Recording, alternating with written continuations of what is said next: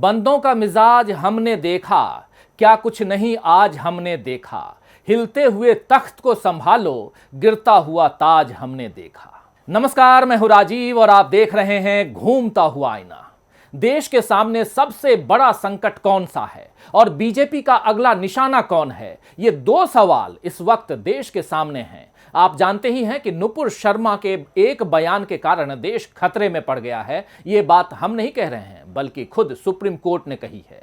नुपुर शर्मा के बयान का बदला लेने के लिए उदयपुर में एक भयानक वारदात हो गई और अब खबर यह है कि इस घटना के आरोपी बीजेपी से जुड़े हुए हैं। तो सवाल यह है कि बीजेपी राज में देश के सामने किस तरह के खतरे हैं, कौन से संकट हैं। युवाओं के नजरिए से देश में सबसे बड़ा संकट बेरोजगारी का है, आम आदमी के लिए सबसे बड़ा संकट महंगाई का है, अल्पसंख्यकों के लिए अपनी पहचान और सुरक्षा का संकट है और कट्टर हिंदुओं के नजरिए से देश में सबसे बड़ा संकट हिंदुत्व की रक्षा का है। लेकिन यही सवाल जब नोबेल विजेता अर्थशास्त्री अमर्त्य सेन से किया गया कि भारत में मौजूदा समय में सबसे बड़ा संकट क्या है, तो उनका जवाब था कि इस समय भारत के सामने सबसे बड़ा संकट राष्ट्र के पतन का है। कितनी अजीब बात है दोस्तों कि जिस देश में पिछले 8 सालों में राष्ट्रवाद का पाठ जोर जबरदस्ती के साथ सिखाने की कोशिशें हो रही हों, वहां राष्ट्र का ही पतन हो रहा है। बीजेपी ने ही देश प्रेम की जगह राष्ट्रवाद का मुद्दा लगातार उठाया है।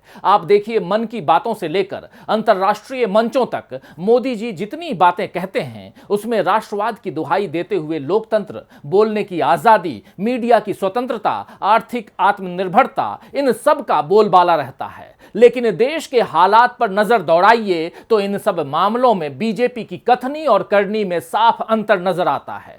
देश में आर्थिक बदहाली अब खुलकर नजर आ रही है। बोलने की आजादी और मीडिया का कामकाज भी किस तरह सेंसरशिप के साथ चल रहा है, यह तीस्ता सितलवाड़ और मोहम्मद जुबैर की गिरफ्तारी से समझ में आता है। और लोकतंत्र का हाल तो ऐसा है कि जनता चुनावों में चाहे जिसे जिताए, सरकार तो बीजेपी की ही बनेगी। ताजा उदाहरण महाराष्ट्र से आया है। आप सबने देखा, जहां 2.5 साल पुरानी उद्धव ठाकरे की सरकार को गिराने में बीजेपी ने सफलता हासिल कर ली। तो अब बात बीजेपी के अगले निशाने की करते हैं कि महाराष्ट्र जीतने के बाद अब कौन से गैर बीजेपी शासित राज्य की सत्ता में उथल पुथल मच सकती है। किसी का कहना है बीजेपी के निशाने पर अब झारखंड है, जहां झारखंड मुक्ति मोर्चा और कांग्रेस की सरकार है। तो किसी का कहना है कि बीजेपी अब तेलंगाना में अपने पैर जमाने की कोशिश में है, जहां केसीआर यानी के चंद्रशेखर राव लगातार बीजेपी को चुनौती दे रहे हैं। अब एक सवाल यह भी है कि बीजेपी चाहे जितने राज्यों में अपनी सत्ता बना ले, लेकिन उसके जो तौर तरीके हैं, क्या उनसे 2024 में केंद्र की सत्ता फिर से बीजेपी को मिलेगी? फिलहाल इसका जवाब देना जल्दबाजी होगी, क्योंकि जब 1.5 दिन में सियासी मौसम पलट जाता है तो 1.5 साल बाद की क्या बात करें। अभी की बात करें तो वाकई ये नजर आता है कि राष्ट्र का पतन हो रहा है। चारों तरफ उथल पुथल मची हुई है। धर्म के नाम पर मार काट शुरू हो चुकी है। नौकरी के नाम पर युवाओं को जो झुंझुना पकड़ाया गया है, उस पर उनका गुस्सा भड़का हुआ है। महंगाई से आम आदमी का हाल बेहाल है और सरकार है कि इन सब बातों पर बात करने की जगह इसी फिराक में लगी हुई है कि कैसे सत्ता पर अपनी पकड़ बनाए रखे। अगर विपक्ष मजबूत होता तो बीजेपी के लिए यह काम इतना आसान नहीं होता, मगर जांच एजेंसियों की बदौलत बीजेपी विपक्ष को भी तोड़ने में अब तक कामयाबी हासिल करती रही है। हालांकि राष्ट्रपति चुनाव में जिस तरह यशवंत सिन्हा की दावेदारी मजबूत हो रही है, उससे ऐसा लग रहा है दोस्तों कि 2024 तक विपक्षी एकता कायम हो ही जाएगी। तो आइए आज आईने की नजर से पड़ताल करेंगे कि बीजेपी के 8 सालों के शासन के बाद देश के सामने असल चुनौतियां कौन सी हैं, और यह समझने की भी कोशिश करेंगे कि क्या सुप्रीम कोर्ट की फटकार से बीजेपी की साख पर असर होगा। और सबसे बड़ा सवाल यह कि क्या सत्ता हासिल करने के लिए कुछ भी करेगी बीजेपी। मोहम्मद पैगंबर पर एक टीवी चैनल में ज्ञानवापी मुद्दे पर बहस के दौरान नुपुर शर्मा ने बीजेपी की प्रवक्ता होने की हैसियत से बेहद अपमानजनक और बेहुदा टिप्पणी की थी। मई के आखिरी दिनों में हुई टिप्पणी के बाद देश में कई जगहों पर विरोध प्रदर्शन हुआ, धार्मिक फसाद बढ़ा और बीजेपी की आलोचना होने लगी। तो बीजेपी ने अपने बचाव के लिए नुपुर शर्मा को फ्रिंज एलिमेंट बताते हुए उन्हें प्रवक्ता के पद से हटा दिया, पार्टी से भी निलंबित कर दिया। लेकिन कानून ने नुपुर शर्मा पर कोई कार्रवाई नहीं की। इस बीच पश्चिम बंगाल से लेकर महाराष्ट्र तक कई जगहों पर नुपुर शर्मा के खिलाफ एफआईआर दर्ज हुई। नुपुर शर्मा ने अपनी जान का खतरा बताया तो दिल्ली पुलिस ने उन्हें सुरक्षा मुहैया कराई।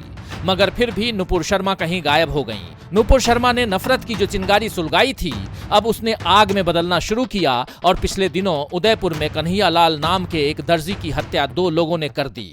उन्होंने इसे नुपुर शर्मा का बदला बताया। हत्या के आरोपी अब पुलिस की पकड़ में हैं। इनमें से एक आरोपी रियाज का संबंध अब बीजेपी से होने की खबर सामने आ रही है। उसे बीजेपी अल्पसंख्यक मोर्चे का कार्यकर्ता बताया जा रहा है। कुछ बीजेपी नेताओं के साथ उसकी फोटो भी सामने आई है। इस पर अब कांग्रेस के राष्ट्रीय प्रवक्ता पवन खेड़ा ने सवाल उठाया है कि कन्हैया लाल मर्डर का मुख्य आरोपी बीजेपी कार्यकर्ता है। क्या इसी कारण केंद्र ने जल्दबाजी में एनआईए को जांच सौंपी? पवन खेड़ा ने कहा कि फेसबुक पर भाजपा नेता इरशाद चैनवाला के 30 नवंबर 2018 और मोहम्मद ताहिर के 3 फरवरी 2019, 27 अक्टूबर 2019, 28 नवंबर 2019 और 10 अगस्त 2021 को किए गए पोस्टों के माध्यम से स्पष्ट है कि उदयपुर में दुकानदार कन्हैया लाल की हत्या का आरोपी रियाज केवल भाजपा नेताओं का करीबी ही नहीं, वो भाजपा का सक्रिय सदस्य भी था।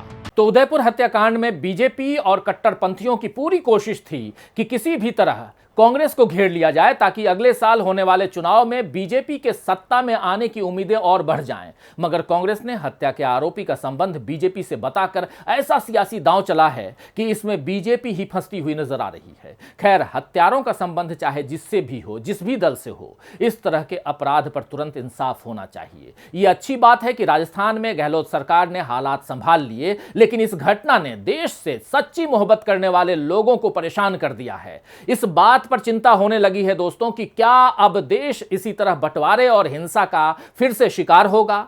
उदयपुर की घटना की मुस्लिम संगठनों समेत कई विपक्षी दलों और संवेदनशील नागरिकों ने कड़ी आलोचना की है। हालांकि नफरत के एजेंडे को बढ़ाने वाले बहुत से न्यूज चैनल इस घटना को भी टीआरपी बढ़ाने के लिए इस्तेमाल करने लगे। इन गंभीर हालात के बीच सुप्रीम कोर्ट ने नुपुर शर्मा की ओर से एक याचिका दायर की गई थी सुप्रीम कोर्ट में, और उनके खिलाफ चल रहे सभी मामलों को यह कहा गया था उस याचिका में कि उनके खिलाफ चल रही सभी मामलों को दिल्ली स्थानांतरित कर दिया जाए, ट्रांसफर कर दिया जाए। नुपुर ने अपनी जान को खतरा भी इस याचिका में बताया था। इस पर सुप्रीम कोर्ट ने उन्हें कड़ी फटकार लगाते हुए कहा है कि जिस तरह से उन्होंने पूरे देश में भावनाओं को भड़काया, उससे वो खुद सुरक्षा के लिए खतरा बन गई हैं। उनकी हल्की जुबान ने पूरे देश में आग लगा दी है। अदालत ने यह भी कहा है कि जब ज्ञानवापी मामला विचाराधीन है तो फिर उस पर बहस क्यों हो रही थी। अदालत की इस सख्त टिप्पणी से जाहिर होता है कि उसकी फटकार केवल नुपुर शर्मा के लिए नहीं है, बल्कि बीजेपी समेत उन तमाम लोगों के लिए है जो देश में नफरत का माहौल बनाने का काम कर रहे हैं। कांग्रेस सांसद राहुल गांधी ने इस मामले में बड़ा बयान दिया है कि नफरत नुपुर शर्मा नहीं बल्कि बीजेपी फैला रही है। राहुल गांधी ने कहा, देश में जो माहौल है वो सत्ताधारी सरकार ने बनाया है। माहौल खराब करने वाला वो व्यक्ति नहीं जिसने टिप्पणी की, बल्कि ये प्रधानमंत्री, गृह मंत्री, बीजेपी और आरएसएस हैं। वैसे बीजेपी ने भले ही नुपुर शर्मा को फ्रिंज एलिमेंट बताने की कोशिश की हो, लेकिन असल में वो बीजेपी और संघ की मुख्यधारा को ही प्रदर्शित करती हैं। आपको बता दूं कि फ्रिंज एलिमेंट वो होता है जो कभी मुख्यधारा में था लेकिन अब उसकी जरूरत नहीं है। लेकिन नुपुर शर्मा जैसे लोगों की जरूरत तो बीजेपी को हमेशा ही रहती है, क्योंकि इन्हीं की बदौलत तो नफरती एजेंडे को बढ़ावा दिया गया है। इस एजेंडे में जब बीजेपी खुद फंसने लगी तो उसने खुद को बचाने के लिए सारी जिम्मेदारी नुपुर शर्मा पर डाल दी। हालांकि ये बताने की जरूरत नहीं कि बीजेपी की रजामंदी के बिना नेशनल टीवी पर इस तरह की भड़काने वाली बातें कोई भी बीजेपी नेता नहीं कर सकता है। न ही टीवी चैनल दिन रात इस तरह की नफरत फैलाने वाली खबर चला सकते हैं।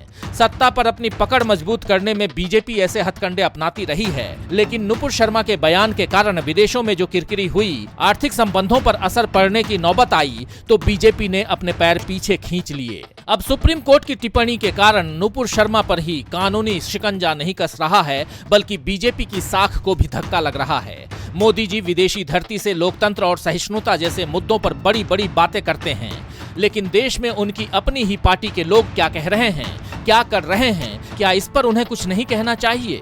तो देश में 2014 के बाद से, यानी जब से मोदी जी पीएम बने हैं, तब से भारत को हिंदू राष्ट्र बनाने की इरादे बहुत से कट्टरपंथी जाहिर कर चुके हैं। आरएसएस तो लगातार इसी मुहिम में लगा हुआ है दोस्तों कि भारत को हिंदू राष्ट्र बनाया जाए। इस बात का समर्थन करने वाले लोग कई बार संविधान से लेकर के तिरंगे झंडे तक को बदलने की वकालत भी कर चुके हैं। लेकिन अमर्त्य सेन का कहना है कि भारत केवल हिंदुओं का देश नहीं हो सकता, साथ ही अकेले मुसलमान भारत का निर्माण नहीं कर सकते, हर किसी को एक साथ मिलकर काम करना होगा। अमर्त्य सेन का यह भी कहना है कि इस समय केवल सहिष्णुता से काम नहीं चलेगा, वक्त की जरूरत है हिंदू और मुसलमान एक साथ सहयोग करें। कोलकाता में पिछले दिनों अमर्त्य सेन अनुसंधान केंद्र के उद्घाटन पर अमर्त्य सेन ने खुद कहा है कि मुझे लगता है कि अगर कोई मुझसे पूछता है कि मैं किसी चीज से भयभीत हूं तो मैं कहूंगा हां। अब भयभीत होने की वजह है देश में मौजूदा हालात डर की वजह से बने हुए हैं। देश के हालात पर अदालतों की भूमिका पर अमर्त्य सेन ने कहा कि विभाजनों से निपटने में न्यायपालिका की भूमिका सीमित है। औपनिवेशिक काल के कानूनों का इस्तेमाल आज के समय में लोगों को जेल में डालने के लिए किया जा रहा है। नोबेल पुरस्कार विजेता अमर्त्य सेन ने खुलकर किसी का नाम तो नहीं लिया, लेकिन तीस्ता सितलवार और मोहम्मद जुबैर की गिरफ्तारी के बाद आई उनकी ये टिप्पणी देश के गंभीर हालात को ही बताती है। आप जानते ही हैं कि गुजरात दंगों के पीड़ितों के लिए आवाज उठाने वाली तीस्ता सितलवार को गुजरात एटीएस ने गिरफ्तार कर लिया है और ये गिरफ्तारी गुजरात दंगों में नरेंद्र मोदी को सुप्रीम कोर्ट से क्लीन चिट मिलने के अगले ही दिन हुई। इसके बाद फेक न्यूज की पड़ताल करने वाले मोहम्मद जुबैर को भी 4 साल पुराने एक ट्वीट पर मिली शिकायत के आधार पर दिल्ली पुलिस ने गिरफ्तार कर लिया और उन्होंने जब इसके खिलाफ हाईकोर्ट में याचिका दायर की है तो उस पर कोई फैसला आता इससे पहले ही कई और मामले भी दर्ज कर लिए गए हैं। यह संयोग ही है कि जुबैर पर जिस वक्त कानून का शिकंजा कसा जा रहा था उस वक्त मोदी जी जर्मनी में G7 की बैठक में अभिव्यक्ति की आजादी की ऑनलाइन और ऑफलाइन रक्षा करने का संकल्प ले रहे थे। संयोग ये भी है कि मोहम्मद जुबैर को एक ट्वीट के कारण धार्मिक भावनाएं भड़काने के आरोप में गिरफ्तार किया गया है, लेकिन ऐसे ही आरोप नुपुर शर्मा और यति नरसिम्हानंद जैसे लोगों पर लगे और वो जेल की सलाखों के पीछे न होकर आजाद घूम रहे हैं। तो नुपुर शर्मा पर तो सर्वोच्च अदालत की कड़ी टिप्पणी और फटकार के बाद पुलिस हरकत में आई, लेकिन सवाल यह है कि क्या खुद बीजेपी हरकत में आएगी? क्या वो सत्ता हासिल करने के लिए देश को इस तरह धर्म के नाम पर बंटने देगी? क्या धर्म के नाम पर झगड़ों को इसी तरह सियासत के लिए इस्तेमाल किया जाता रहेगा? क्या लोकतंत्र की रक्षा में सरकार नाकाम साबित हुई है और क्या देश के संवैधानिक मूल्यों को बचाने के लिए अदालत ही आखिरी पनाहगाह साबित होगी? कम से कम सीजेआई एनवी रमन के हालिया बयानों से तो यही जाहिर होता है। भारत जैसे लोकतांत्रिक देश में शासन के 3 स्तंभों में से एक न्यायपालिका की भूमिका का महत्व समझाते हुए भारत के मुख्य न्यायाधीश एनवी रमन ने कहा कि न्यायपालिका एक स्वतंत्र अंग है जिसकी जवाबदेही सिर्फ संविधान के प्रति है, न कि किसी राजनीतिक दल या विचारधारा के प्रति। सीजेआई ने ये कड़ी टिप्पणी अमेरिका के सैन फ्रांसिस्को में एसोसिएशन ऑफ इंडो अमेरिकन की तरफ से आयोजित एक कार्यक्रम में की। उन्होंने कहा कि देश की आजादी के हम 75वें साल में हैं, हमारा गणतंत्र 72 साल का हो गया है, लेकिन मुझे कुछ अफसोस के साथ कहना पड़ रहा है कि हमने अभी भी प्रत्येक संस्थान को संविधान द्वारा सौंपी गई भूमिकाओं और जिम्मेदारियों की पूरी तरह से सराहना करना नहीं सीखा है। सीजेआई रमन ने कहा कि सत्ता में मौजूद पार्टी सोचती है कि हर सरकारी काम को न्यायिक समर्थन मिलना चाहिए। विपक्षी दल न्यायपालिका से अपने राजनीतिक पदों और कारणों को आगे बढ़ाने की उम्मीद करते हैं। इस तरह की विचार प्रक्रिया संविधान और लोकतंत्र की समझ की कमी से पैदा होती है।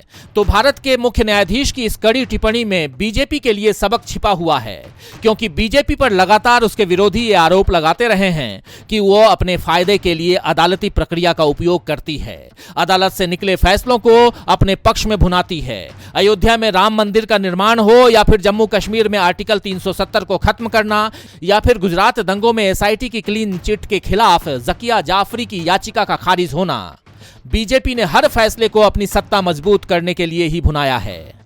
तो सीजेआई एनवी रमन ने एक और महत्वपूर्ण बात कही कि एक राष्ट्र जो सभी का खुले हाथों से स्वागत करता है और सभी संस्कृतियों को अपनाता है वही समृद्ध होता है। यह साफ साफ बीजेपी और संघ की उस सोच के खिलाफ कही गई बात है दोस्तों, जो भारत को केवल एक रंग में रंगने का ख्वाब देखते हैं, सभी पर हिंदुत्व को थोपना चाहते हैं। लेकिन जिस तरह अमर्त्य सेन ने भारत में हिंदू और मुसलमान को आपस में सहयोग करने की जरूरत बताई है और भारत को उसका इतिहास याद दिलाया है कि किस तरह यहां सदियों से सभी धर्मों के लोग मिलजुल कर रहते आए हैं, उसी तरह से सीजेआई ने भी समझाया है कि देश तभी समृद्ध होगा जब सभी का खुले हाथों से स्वागत होगा। सवाल यह है कि क्या बीजेपी अपनी बाहें पसारने के लिए तैयार है? खैर, शायर गौहर होशियारपुरी ने ठीक ही फरमाया है कि लहजा तो बदल चुभती हुई बात से पहले, लहजा तो बदल चुभती हुई बात से पहले, तीर ऐसा तो कुछ हो जिसे नखचीर भी चाहे। तो आज के लिए बस इतना ही, फिर मिलेंगे खबरों के नए आईने के साथ। तब तक देखते रहिए डीबी लाइव। नमस्कार।